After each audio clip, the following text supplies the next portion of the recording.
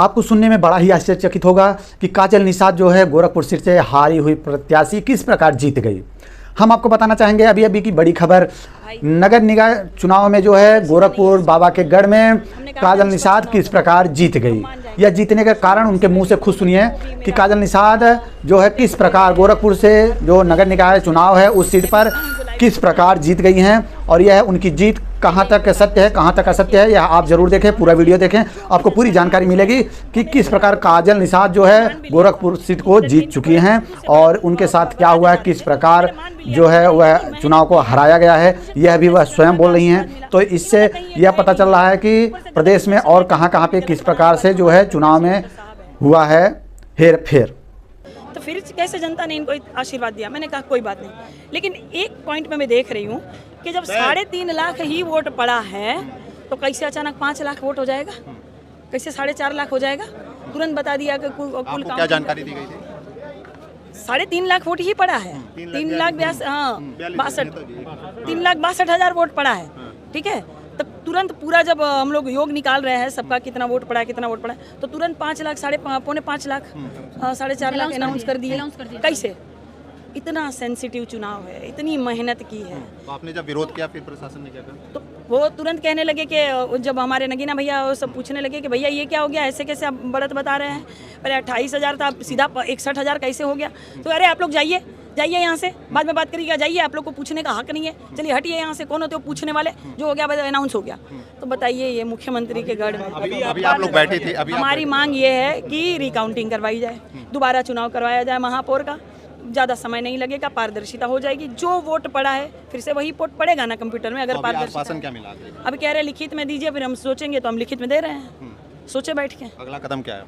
देखिए इस तरह नहीं करेंगे तो मैं अच्छी तरह से समझ गई हूँ कि मैं जो भी पिछड़ों की जो बहू बेटियां लड़ेगी इनको जीतने नहीं देंगे। खासकर निषाद समाज के लोग तो ये समझ जाए कि जब प्रधान से लेकर प्रधानमंत्री तक के पद ये गटक के बैठे हैं, तो पहली बार अगर निषाद समाज की बहू मेयर बन जाती तो क्या दिक्कत हो जाती। मैं समझ सकती थी कि आदरणीय मुख्यमंत्री जी ने 3 से 4 सभा मेरे खिलाफ की।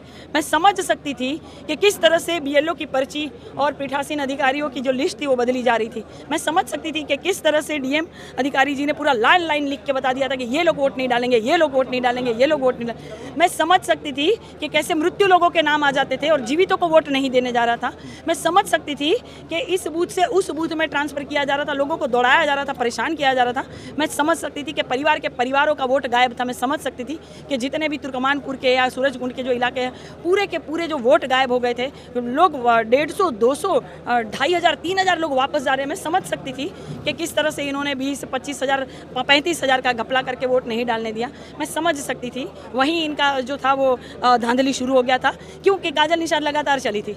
मैंने प्रत्यक्ष को प्रमाण किया मेरे भाई, मैंने पूरे लाइव वीडियो के माध्यम से दिखाया था कि काम नहीं हुआ है, नालियां लबालब है। काजल निषाद ने तो नालियां भरी नहीं थी, मैंने दिखाया था कि जानवर भटक रहे, मैंने दिखाया था कि कूड़ा कचरा है। भाई आप मेयर हैं, जनता के क्यों नहीं काम करेंगे? कई सालों से मेयर आप बन रहे हैं, प्रशासन की बात नहीं सुनी जाती है, तो आपका अगला कदम क्या होगा? देखिए पहले तो रिकाउंटिंग करी जाए, हमें संतुष्टि मिल जाएगी। जो भी फिर आदेश होगा, जो भी निर्णय होगा वो सराखों पर होगा। मैं कैसे मानूं कि ये जो काउंटिंग चल रही थी पारदर्शिता वाली चल रही थी, इसका मतलब कि अगर ये लास्ट में ये सब नहीं हुआ तो इसका मतलब ये घपला चल रहा था। सारे प्रत्याशी तो जा रहे थे बेचारे ये सोच के कि हम हार गए, इसमें पार्षद भी थे कितने, सोच रहे थे अच्छा हम हार गए, कोई बात नहीं, ये जनता का निर्णय होगा। कैसे मान ले? चुनाव से पहले ही आप इसकी आशंका जता रही थी। मुख्यमंत्री बराबर मैंने दिखाया था, मैंने बताया था, उस बूथ का नाम मैंने बताया था। 381 बूथ पर ये हुआ था, 600 बूथ पर हुआ था, 60 नंबर के वोट पर मैंने दिखाया था, मैंने शुरू में ही दिखाया था। और अब आपको देखिए प्रत्यक्ष को प्रमाण किया आप कैसे किस तरह घपला हो रहा है। आप देखिए किस तरह से धक्का मारा जा रहा है। राष्ट्रीय अध्यक्ष को दिया गया, मेरे हस्बैंड को जानकारी राष्ट्रीय अध्यक्ष को दिया गया, मेरे हस्बैंड को अभी मैं दूंगी। मेरे हस्बैंड को किस तरह से धक्का मार के भगा दिया गया। अगर वो बोल रहे थे कि भैया ये घपला कैसे हुआ, भैया ये 3.5 लाख का 5 लाख कैसे आप लोगों ने बना दिया कंप्यूटर में। हम कैसे माने कि ये कंप्यूटर का जो माउस आपके हाथ में है वो आपके इशारों पर या सरकार के इशारों पर नहीं डोल रहा है। हम कैसे माने कि पारदर्शिता वाला और निष्पक्ष चुनाव हुआ है। वो बता रहे थे तो उनको धक्का मार के लेके जा रहे हैं, मेरे भाई को मार रहे हैं। वो हमारी जो मैडम थी जितनी पुलिस वाली मैम, वो मुझे पकड़ के आप वहाँ नहीं जा सकती, आप उनको ये नहीं कर सकती, आप यहाँ खड़ी रहिए, यहाँ खड़ी रहिए। ये क्या, ये होता है क्या? मतलब मैं क्या हूँ? मैं अगर मैं इतना आवाज़ उठा रही हूँ जनता के लिए, तब भी मेरे साथ जब इतनी धांधली हो रही है, तो मैं समझ सकती हूँ भाई गरीब गुरबा बेचारा यहाँ सेफ नहीं है।